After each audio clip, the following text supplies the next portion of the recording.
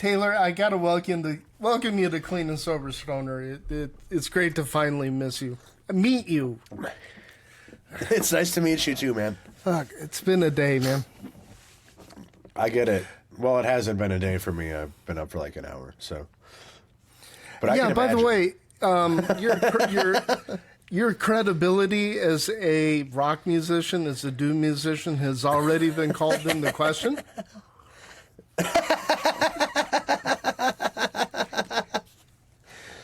Wow, that is such a good laugh. But you're up and doing an interview at noon.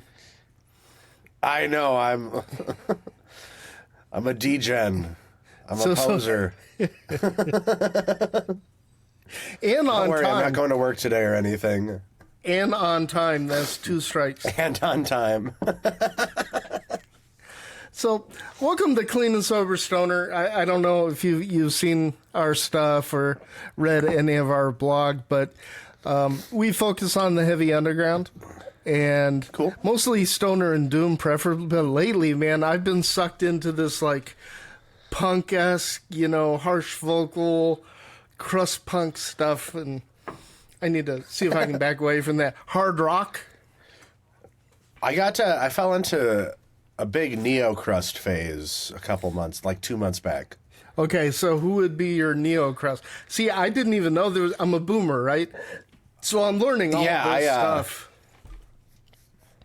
I wouldn't have come across it. I'm in another band called Cruel Velvet that's more like a local thing. And our drummer in that band, Joel, he's a wealth of musical knowledge. He works at a record store. And Josh and Matt, they're both really solid, smart dudes, really talented musicians. Josh and Joel were talking about this like neo-crust thing, and they're like, you would probably like it. And it's like kind of like crust, but like artsy crust with cellos. I was really into this band called Morrow. Then like Dead to a Dying World is kind of that way. And then there's like a big French thing. I think it's like French crust. I think parts of it are just like French people playing crust, and that's why it's so fucking pretentious, because they're French and they can't help it. Where's my crust playlist? Apologies to my international fans who happen to be of French descent. He's from Portland, so. I'm from Wisconsin, and I am French Canadian by heritage, and je déteste le français. Jouer au foot, à la football, à la fromage. Nicely played, sir. Nicely. It's like badminton. Just boom, boom, boom. So, I came across you by accident. Somebody finally convinced me to pay attention to TikTok. Good. And I'm one of those self-righteous people. I'm like, no, TikTok, no. And I know the type. I am that type. I came across your stuff, and I got instantly hooked. And then I went, Merlock. I know that they were bad guys in a movie from like the 50s, I think. Where does your name come from? So it was funny. There was a few weeks back, someone was doing a profile on us. I wasn't being interviewed, and they went to like 5 different like possible origin stories for Merlock. But what had happened was back when I was living a little bit of a different lifestyle. I was in this other band called another band, Carved and Bone.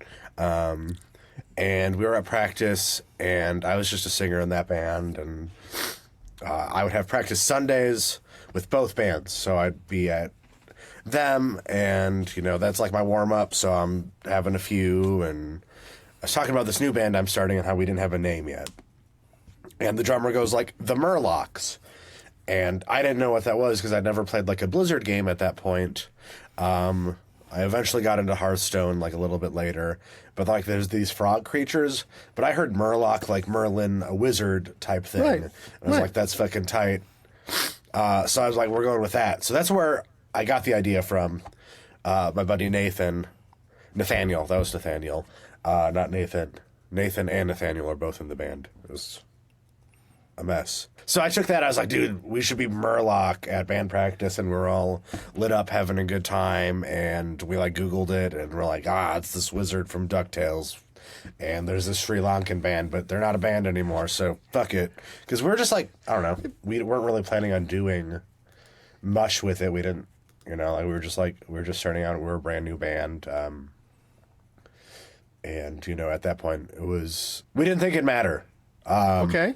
And now there's this air of mystery around it that I enjoy, because I really like. I always think it's funny when there's this.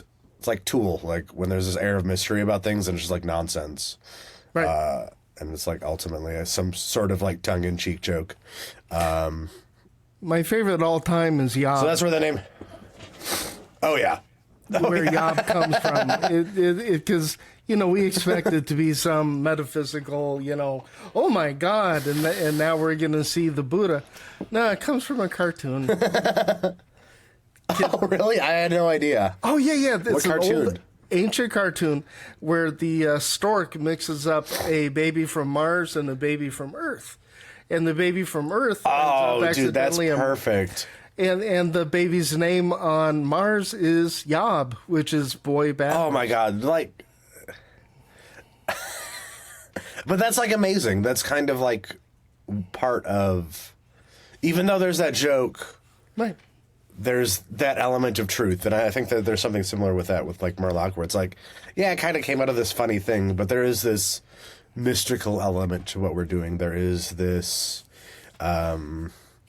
evil, I won't say evil, I'm not an evil guy, I'm a very nice guy, but I guess shadowy element to what we're doing.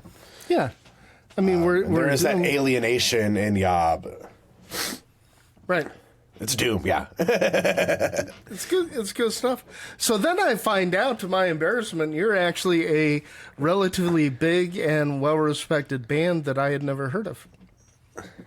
Oh, that's good. That's almost news to me. Oh no, the Doom, yeah. my fellow Doom Charts collaborators were all over Merlock. And Awesome. Yeah, we made it on the Doom charts for our last album. Yes, you did. So I guess it tracks that everyone enjoyed it. Yeah. Because we were on the list. Yeah, once you're on the list, you're in, man. Have you gotten your $1 million check yet? I have gotten no checks. Okay, I'll see what happened. I'll get in touch with the guys, see what happened. We do primarily prefer cash, but Okay. We'll see what we can do there.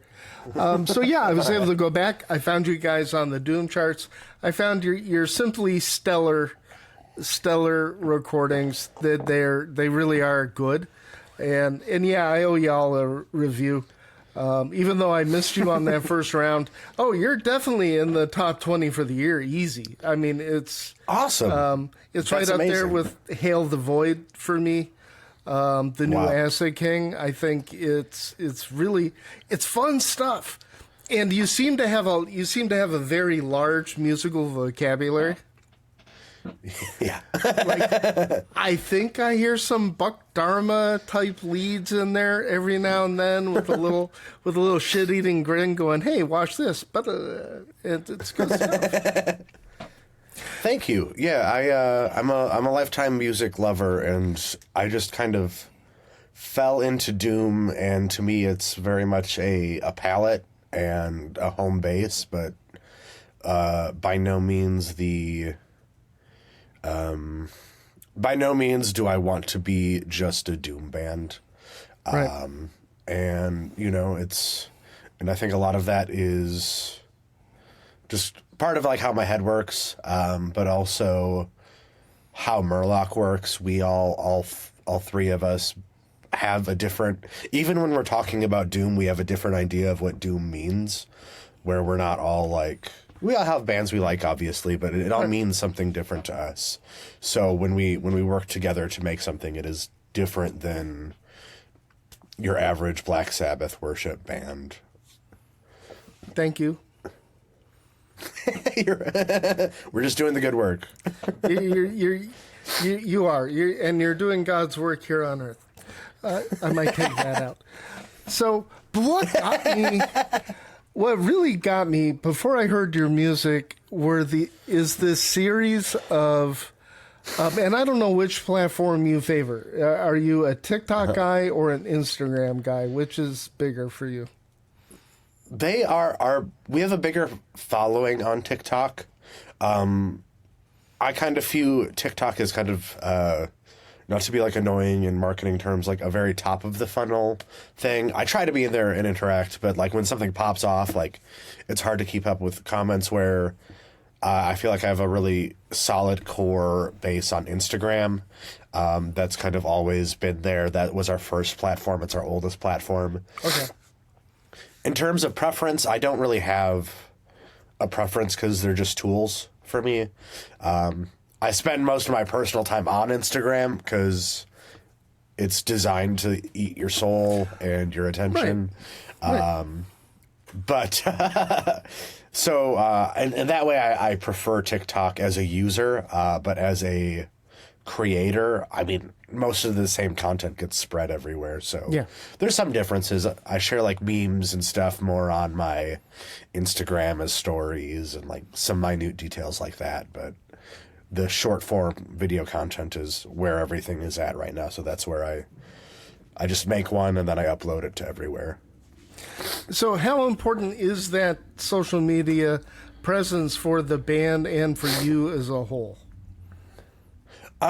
So the other guys, they're a little more in your camp where TikTok is and social media kind of at a large is not their thing. So it's definitely like creates some friction at times. But for me, I like now that dividends are coming out and now that we're having respect and notoriety from it, they see the value in it for a while, especially because you know my content. It's out there. It's weird.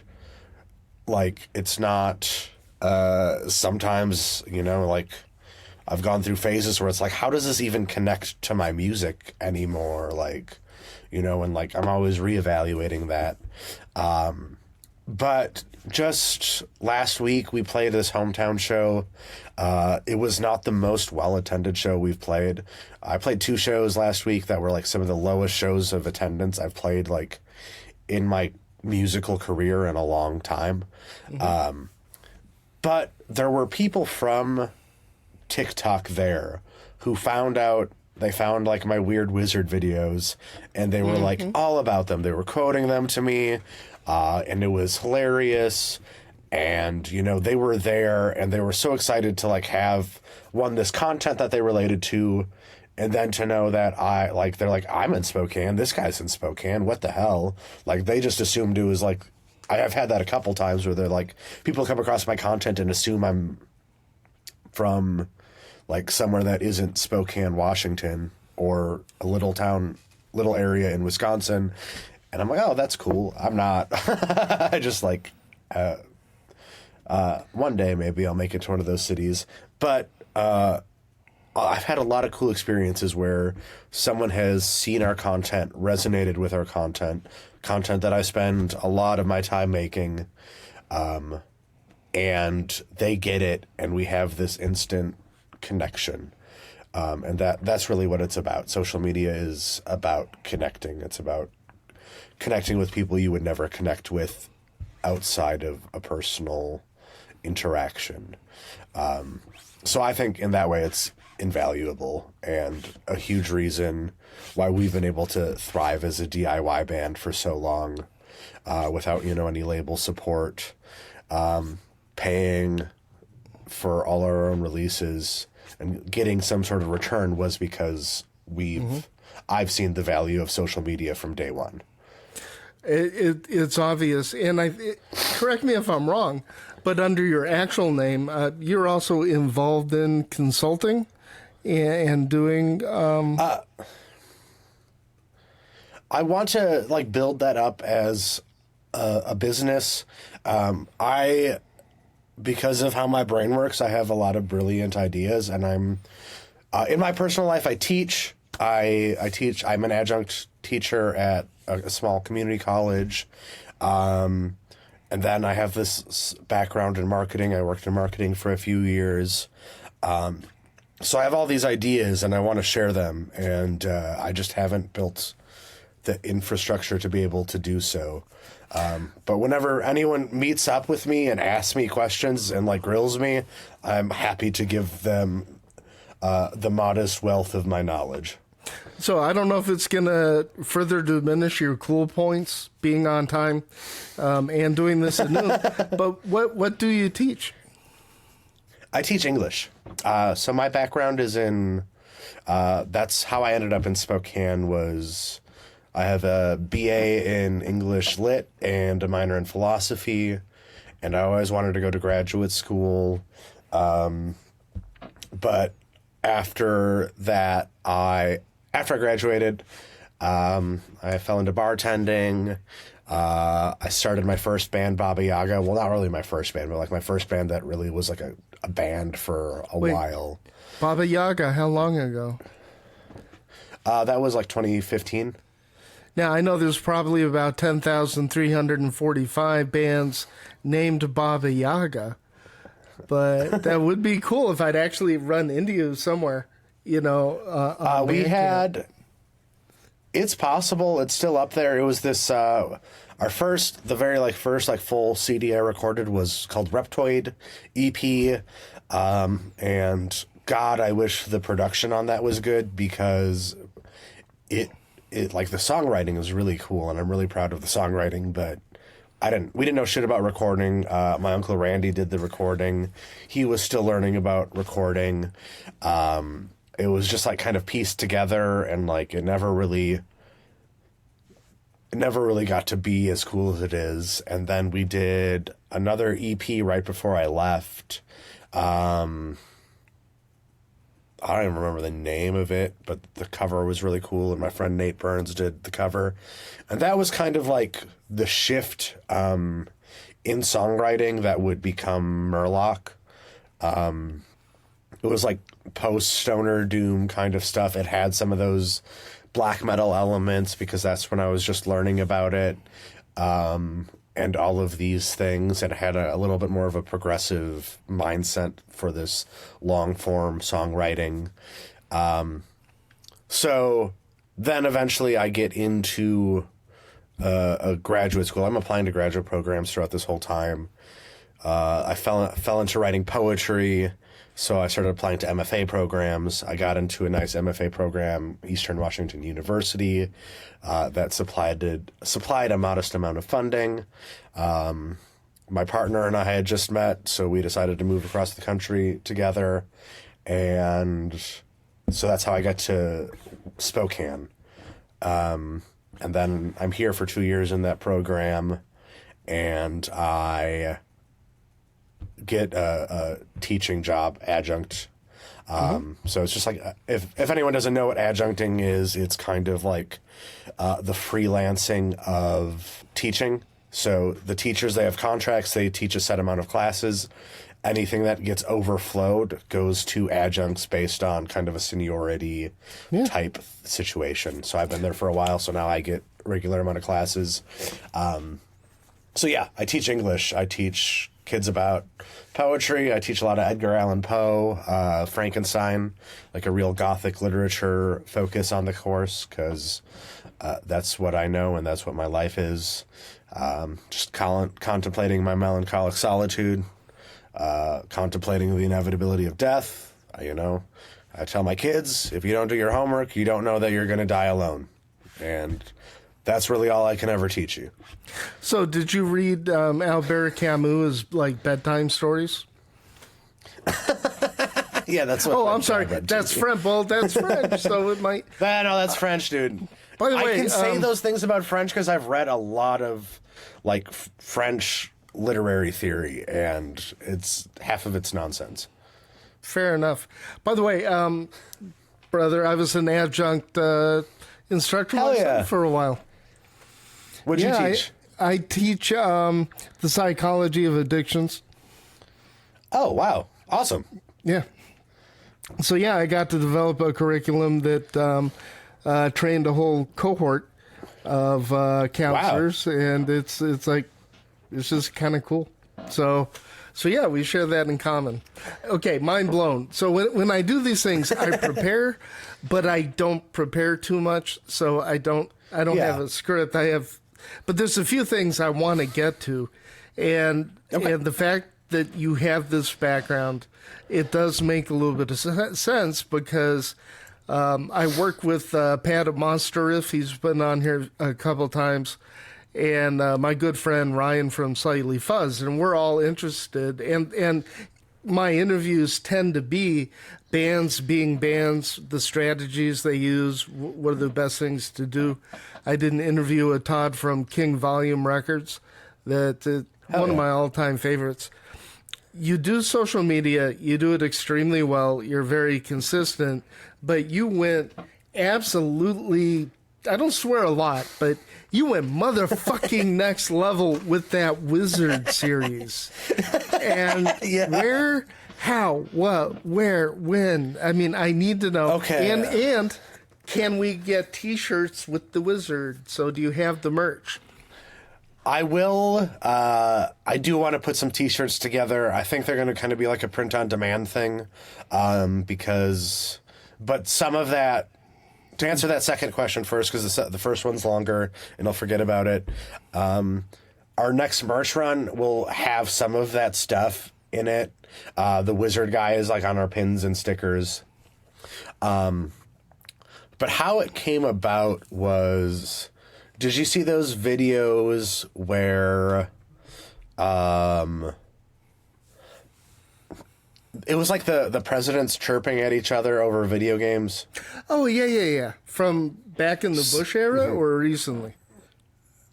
Recently. Okay. So people are using AI voiceovers to make those. No, I haven't seen those. Bush, Trump, and Biden, just like... Anyways, they'll be like doing an activity and they're talking shit to each other. It's like, got so big it was annoying. But my little brother, Trent, he's a gaming streamer. Under Doc X is his name. He was doing these videos like that, so I was talking to him, learned about how to do that style. So for our album promo, I was doing things where I was getting like interviewed by Joe Rogan and Alex Jones with AI voices, and I would like talk about like being fucking. They'd be like, "How'd you write this record?" And I'd be like, "I don't know. I greened out, I tried to take a bong rip during Dope Smoker." And hold it in the whole time when I greened out. And then I woke up in Japan and just like nonsense. Right. Kind of stream of the conscious writing. So I was playing with that and I was like, I saw the skill set and I was like, these are cool, but I want to figure out how to animate these. And it was just kind of an idea. And then Midjourney comes out and I kind of see how... because part of my marketing background is like I do photo video work. That's like one of my... I have like a billion gigs. I sound crazy. I am crazy, but it's also real. We know. Like we're I do photo there. Video. Yeah. So I have like this photo video stuff. So I know video editing software fairly well. So I'm like, okay, well, if I take, these pictures and I chop them up, I can animate them with keyframes, and then I'll just throw like tacky effects on it because I love blending like highbrow and lowbrow content at all times. That's like one of my favorite approaches. So that's kind of where the idea was, and I knew I could do something like that. And then I made the first one and it just like blew up. And I haven't quite been able to replicate it. But yeah, so that's like where the idea and it was really a culmination of processes that I figured out. It was kind of a breakthrough of like, okay, I can bring this AI software, this AI voice software. I can bring these AI generated images. It took me forever to learn how to like use Midjourney appropriately. And then I can bring them all together in DaVinci and animate them, and it'll be funny. And look at this funny thing. And then it blew up. And I've been living in the shadow of the Wizard ever since. Yeah, how many do you have a count of how many are out there? Videos? Yeah. I've done like not as many as I want to. It's really taxing to keep up with. I think I've done under 10 But I've been experimenting with some other stuff. Like last night, I made like a kind of lyric video in a similar style. Then I was doing those like there's a bunch of these pages that do like AI, like you just got transported to another universe. Pick your friend. So I'm always like kind of like seeing these new things, and I'll try new things out, and probably not sticking with any one of them long enough for it to like matter. My favorite part is you seeing, and correct me because I make assumptions. I'm like everybody else, right? I see something, I personalize it, it confirms my bias, and I think I know, right? But Yes. you are making serious fun of a lot of the tropes in the genre. But Yes. there's one in particular that got my attention, and I have to know. It's the whole reason that I wanted to talk to you. What's with your thing? What's with your thing on mids? Sucking out the so mids. like it's a pun, right? So English major, if it's a good pun, I'm about it. So scooped mids on the guitar goes back to some other weird content I made. So I was doing, did you ever see those, like, there's these horror TikToks, and they were like, it was people just steal content from Reddit all the time, and it was like 2-sentence horror stories, and I made this one about this cop stealing like this guy's mids. He scooped his mids. So like scooped mids refers to an EQ on the guitar. Like Dimebag Darrell, I really dislike Dimebag Darrell's guitar tone, and a lot of that like kind of era of guitar tone. It drives me absolutely crazy, and the same thing with Fieldy's bass from Korn. I have a softer spot for Fieldy than Dimebag Darrell. I'm here. I'm saying it officially on the first time for Clean and Sober. Okay. I like Fieldy more than Dimebag Darrell. Okay, That's not going to surprise anyone. Folks, make sure the hate mail has to go here. I am at cleanandsoberstoner@gmail.com. He's innocent. I tricked him into this. I hate the Pantera sound. I've always disliked that sound because it's not a realistic sound. It's not an organic sound. Yes. I feel like their sound covers up a lot of technical liabilities within the band.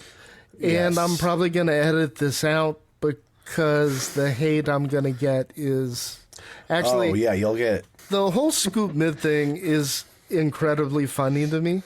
I much love to talk bass, where like the number one question still is, what is the best bass for metal? Which, but so the one your bass player can afford. So we won't go there.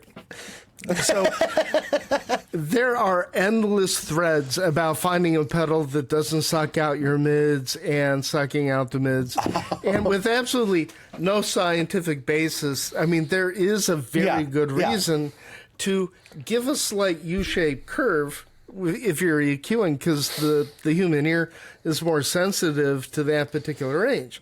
So you want to decrease it so you can bring up the treble and stuff. So first thing I see from you, you're talking about stealing the mids and scoop the mids. I was dying, and just because I spent a ludicrous amount of years online having the discussions, even which guitar chord scoops the mids. And I've been sucked in and addicted ever since. Those videos are hilarious. Well, and then there's the other side of it, which is like talking about mids being like mid-grade marijuana. Right. So mids is this all-encompassing term for things I like.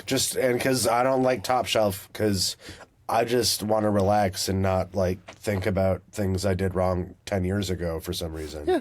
And that's what top shelf does to me.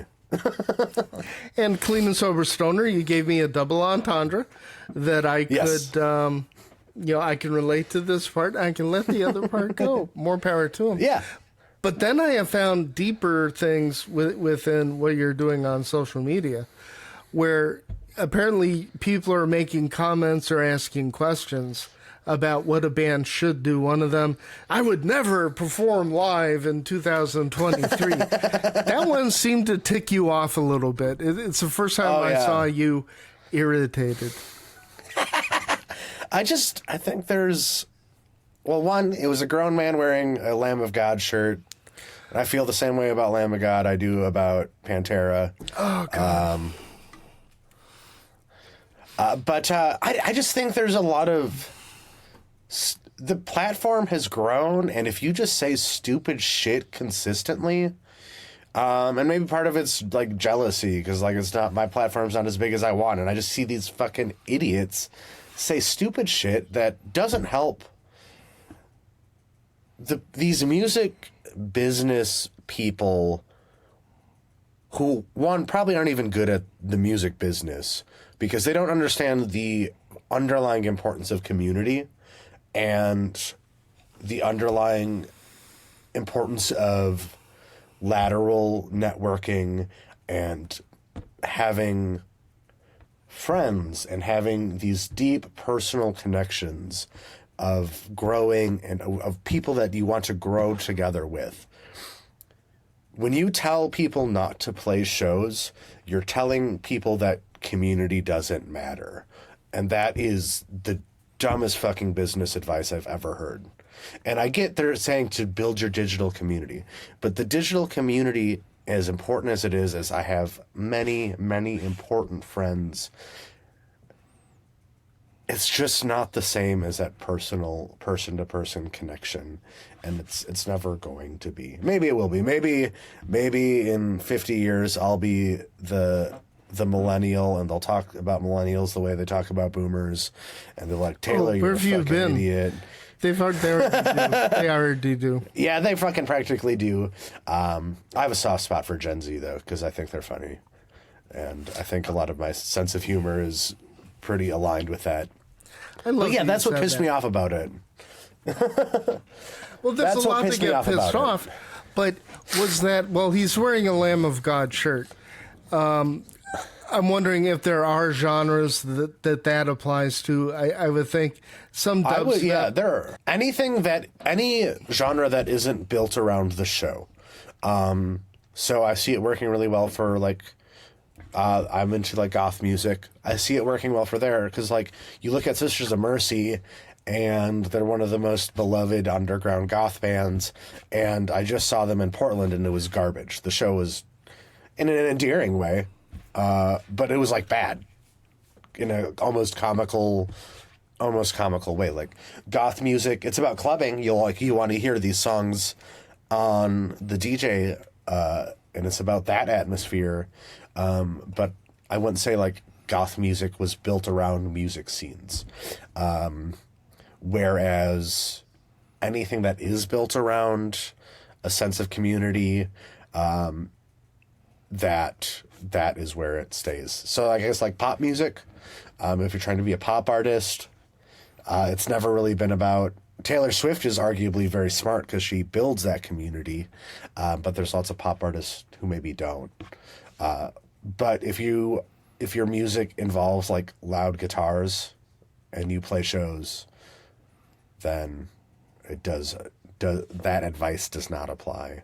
It's not good advice. It is ridiculous advice. Another one you did that seemed to be a little introspective. It's one, I think, where I finally reached out to you. I went clean and sober, stoner approved. Yeah. You have a few things to say about bands or people who are performing shit-ass drunk on stage. And well, I mean, it's coming from someone who performed shit-ass drunk for a long time. Right. I don't label myself an alcoholic, but I clearly did not have a healthy relationship with alcohol, and it got worse and worse over the years. And what I've seen, especially in the music community, is there are people who it is more important, or their fun or their enjoyment of the craft is wound up in alcohol.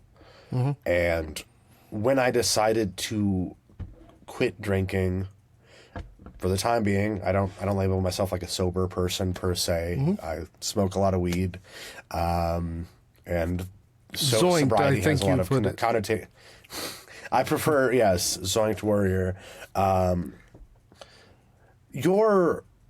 It is not healthy for my enjoyment and my personal fulfillment to be wound up in another chemical. So yes, while I do like smoke weed, it's not really, I don't smoke weed for the same reasons I drank. I drank to escape. I drank to make myself feel better in situations where I wasn't. And it also ultimately, as I'm sure you know, becomes a very vicious cycle where drunk becomes the new norm. And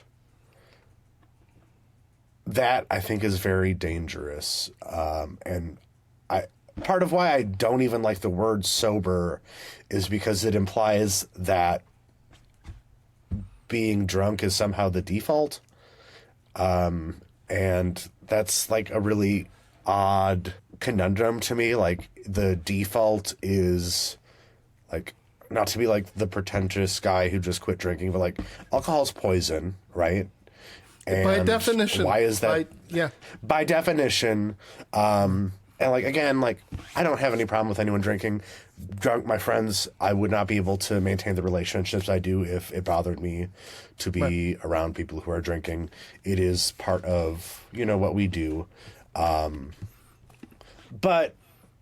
I kind of veered off. My original point was, you should play shows and do music because it gives you an innate sense of satisfaction that is not dependent on another chemical. I can go out on stage dead sober and enjoy myself, weed or otherwise. I know that because I've been doing this since I was 12. My first band was when I was like 15. I was doing open mics before that. And I had to remind myself of that because I was so used to, I'm nervous, I'm not comfortable, I need a drink. And then also, so I just had a friend from out of town.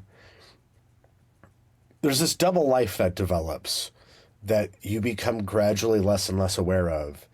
And there's this myth of who you are when you're drunk that you forget about. And I was also reckoning with that, where it was like, I just had a friend, he came here to do a movie screening, and he stopped by my old hometown to do a screening there. And when he got here, he was like, yeah, I hear you're a wild man. And I was like, oh, Lord. Yeah, I was definitely wild back when I lived in Wisconsin.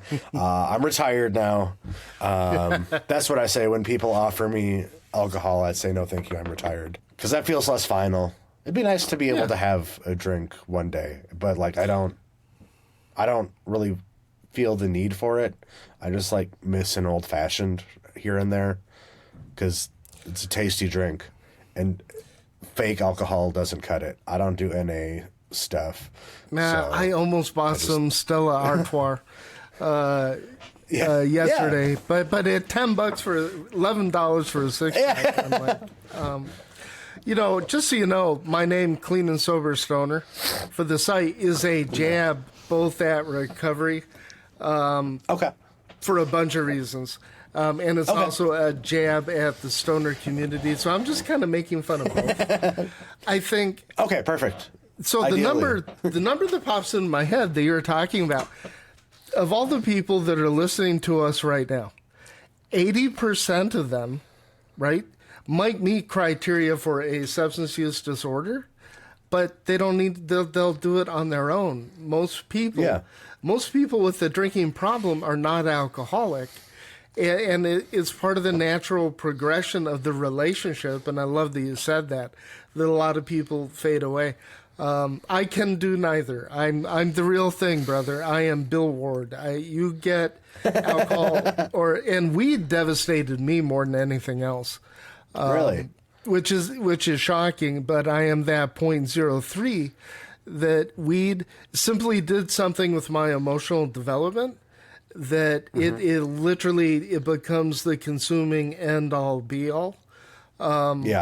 and it wreaked more havoc earlier on. The alcohol, obviously, because I was going to die, withdrawal being what it is. But I can't do it. But it doesn't mean the rest of the world has to stop. And as a counselor, as a coach, and on this, it's like, I think it is about the relationship with alcohol. And I loved what you put there. You weren't an asshole. You just suggested that the listener at least evaluate why they're using the alcohol, what it's doing for them. Because it is scary. You have your perception of what alcohol is doing for you on stage, but goddamn, if you actually see a video of this and it's like you're stumbling, we can see you dribbled your pants, and you're just about 5 milliseconds off. And if you're a drummer, that's a big deal. So I thought it was good stuff. Yeah, and I mean, there was a big concern for me. I really questioned when I quit if I was going to, like I was saying, like if I was going to continue enjoying playing. Because the first show I played was really rough. I didn't know how to get alcohol. I mean, anyway, in any drug can be kind of a shortcut that you become reliant on to get to a space. And I was lost without it for a little bit to get to where I need to get to on stage, because I am a wild man on stage. I want to be ferocious and, in that almost Viking way where they eat shrooms and just go berserk. Like, that's what I want to be doing on stage. It took me a couple shows to figure out how to go back. You did find out how to go back? Once you figure it out, oh yeah. You just, the way, the path. You know how to get there. Right. Yob, clearing the path to ascend, the path. It's about getting your repetitions in. If you've gotten your repetitions in, you know how to get where you need to go. And there's a ritual aspect to it. Heady. Oh yeah. Music, live music is a ritual. And especially like when you're touring on a set, being aware of the ritual, ritual in general is a very important part of my way of being. So, and I mean, that's part of why alcohol became a ritual, right? It became more than a habit. But, like I was saying, you learn it, you know how to get there, and it was never the alcohol that was doing it. The alcohol just made it easier to do.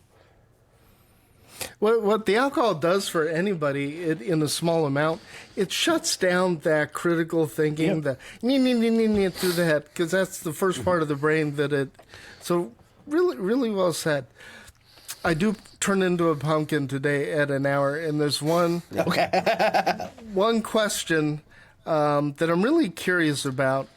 You came out openly as a millennial. And, you're talking to a boomer. That was so brave. But I am curious, this music, this form that you're obviously a master at, I can tell the studio recording, I could go on. I love the vocals on Merlock. I love... Thank you. It's natural, slightly processed, but it's an actual human voice. How much auto-tune did you use? I'm kidding. But yeah, because you can hear the... never mind. There's some parts that aren't quite not in tune. What is the attraction? So you were born... Do you mind... What year were you born? Yeah, 91. So 90... Jesus I was born Christ. in 91. I got sober in 92. So, boy, that puts perspective on it. Your beard is better, though. So this music that you've mastered predates you by at least one, if not two generations. What is and I'm seeing this more and more, where Grave Next Door, who I'm shilling for right now, I love this band. The oldest members around my age, the youngest one is like 20. He's like Gen Z. What's the attraction, do you think, with younger folk towards this music because it's getting bigger. We've got Acid King on the charts. There are bands out there, don't tell anyone, they're making money. They've learned how to upload to Bandcamp. They get 80% of the funds. They're attaching it to merchant. There are bands, they're not going to buy a mansion, but they're making money. Yeah. What is it about this music that attracted someone who was born before Super Unknown was released? So, I mean, it's kind of a long question, but we've got a couple minutes. My first great love was, I was a Tool kid growing up, and their approach to long form songwriting, the doom elements on Undertow, specifically that record, a song like Flood, all of those themes, and don't tell my drummer because he hates Tool, but like in terms of who I am as a musician, there's a lot of seeds that were sown growing up there. And from there, I got into art rock, kind of like stuff like Dredge, Nine Inch Nails, kind of that like... What band did you just say? Dredge? Oh, good God. Okay, I got to see them in Santa Cruz. They were wonderful. Torch opened for them. By the way, the loudest, unforgivable band. Like, you know how everybody rushes the stage when the band comes on? Yeah, Torch hit their opening chord, and you saw 2,000 people take 2 steps back. They were that happens to us sometimes. Sometimes I'm like, why is everyone like standing in the back of the room? I'm like, oh yeah, I am punishing. To hear 5,000 people singing every song off of El Cello and hell yeah, all their other work, it was one of those moments I'll never forget. So you've won a prize, young man, for mentioning Dredge. They were really important to me because that's how I got into like stuff like the Mars Volta. Right. That opened that door for me, and I found them. Gen Z. This is where I'll date myself. There used to be on the TV when we had the big tube TVs and public access television, the college in town would have like a music video show, and there wasn't like personalities. It was just like weird shit that college kids were into, and that's how I found out about like Dredge. I think that was the first time I saw Green Jello, the pig, Here Little Pig video. Yeah. That's how I found out a bunch of shit. I used to learn about shit about like music videos. Because I saw El Cielo, I saw Same Old Road on there. Then a couple years later on Much Music, I saw the video for Bug Eyes. And I was like, oh, I kind of remember that. Anyways, so that was kind of like my formative years. Also like a lot of nu metal. Kind of like when you're a kid growing up in Wisconsin and you're an alternative kid, you think is underground, but like you don't have the cognitive awareness, or you're not aware of the cognitive dissonance that you're listening to it on the radio. But you're like, no, I'm alternative. So then into college, in the middle of college, I got into a band called Mouth of the Architect. I found out through Last FM. I got into them, like Baroness and Mastodon, kind of all of that like progressive side of the Southern sludge thing. And the artistry there was what drew me to it as much as the music. Dyer Baisley like painting every record. These massive soundscapes, and the Mouth of the Architect record that I really liked, The Ties That Bind, actually came out of a record label that was run in the town I lived in, Oshkosh. I had no idea. Called Gilead Media, and I ended up meeting Adam, who runs that. He was starting a record store, and he was like, hey, he posted something on Facebook. We met by chance on at the coffee shop New Moon, and I was like, oh, that's a cool shirt. I can't remember what we were talking about, but we talked about music for a second. And then we added each other on Facebook. He's like, hey, I'm hiring someone for this spot at my record shop that I'm opening. I guess I was the only person who sent him a resume. So that's how I like got the job. Like, he didn't know me at all, but I sent him a resume. So I got the job, and that's where I started, like, that's how I learned about Yob. That's how I learned about Thou. That's how I learned about a lot of the stuff that informs what my music would take. And again, I think at the end of the day, it was because this side of music it's about the art more than it is about the music sometimes. And with a background in poetry, like a background in art, music is like one of the ways I express that thing. And Doom is a great way to tell stories. And when you're telling good stories, they transcend generation, they transcend time. So that's what drew me to it. I think part of what makes Doom popular is the escapism, which, again, also can be dangerous. I love Dope Smoker, but the underlying message for Dope Smoker is get high and don't deal with reality. But when you're dealing with a really hard reality, you also need escape. You need somewhere that's safe. If, the space of Dope Smoker is your safest space, like, that's valuable. So I think there's that element of escapism and fantasy, and more on the High on Fire things. There's power fantasy. I think High on Fire does it well because there's an inherent humility in the ferociousness of that music, I think. When you think about like a song like Snakes for the Divine, it's like rise up, fall down. Like, you get the rise, but like you're getting knocked fucking back down. So I think there's lessons, and people who are introspective also have a lot to uncover in this genre. So if you're a weird artsy kid who wants to look inward and experience these stories and experience these triumphs, it speaks to that. And then there's also just plenty of music for the fun-loving stoner kid who's just like, haha, weed joke. And like, there's so much for people.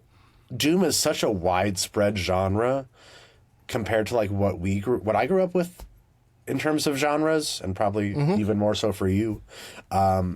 Like, what genres are now is kind of what music was growing up. There's like this whole world that doesn't even like, you could, and that's not even like talking about Black Sabbath. That's as much as I love Black Sabbath, like, I don't talk about them a lot, and I really don't reference them in my music a lot. And if I do, it's the Dio records, because I'm an obstinate prick and think Heaven and Hell is my favorite Black Sabbath record. But there is something for so much that there's something in Doom music that speaks to the human experience. And as long as there are humans, there is something for people to relate to. Whether that's in style or in fashion is another thing, but I can go turn on some Frederick Chopin and like experience human emotions. Whether or not, that's in fashion at the time or not is another thing. Doom is becoming in fashion, I think, because social media is allowing it to. It's allowing people to discover it, because I didn't discover it till I was like 24, 25. I'd never encountered... Well, I mean, I had encountered elements of it, but I didn't as such. So, yeah, that was kind of a long-winded, winding answer. It was great. I'm not going to be able to cut it down to, a YouTube short, but That was a wonderful answer. And it brings up, and I really wish that I had more time, because I'm noticing something with Doom that I've never noticed before, where extremely talented people, extremely disciplined, classically trained, there are trained jazz musicians that are entering the Doom space. Opera singers like Sarah from Mesa could easily be an opera singer. Another band I came across, named Snake Mother out of the Bay Area. Oh, yeah. They just kind of popped off, didn't they? Yeah. My album of the year so far. It's a mind-blowingly good album. I'm noticing that more and more extremely gifted, talented, and by the way, talent's an illusion. People who have worked very hard at their craft of singing on pitch, the craft of doing percussion work and doing, your drummer doesn't like Tool, but Danny Carey's pretty good at this. I'm noticing this influx of very young people, very, very, very younger than you, bro. Yeah. So, damn, I hate for this to end. I have an appointment coming up. Is there anything I didn't ask you that you wanted to get off your chest? No, that was it was fun to dive deep into some of these things. I don't really get to dive deep into a lot of them, especially if we got like a half hour. It's like, okay, that's nice. So I appreciated the platform to kind of ramble on, even though if they won't make it to the YouTube shorts. Oh, I'll figure something out, and if not, I'll get somebody to animate it and do some AI things, and maybe get the little wizard to channel your voice. It's been an amazing hour. Hopefully, you might be willing to come on again at some point.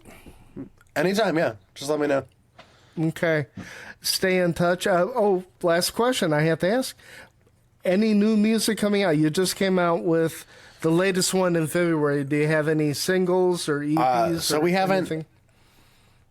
The first big thing coming up is we have tour starting next week. That's all West Coast stuff. So, I know.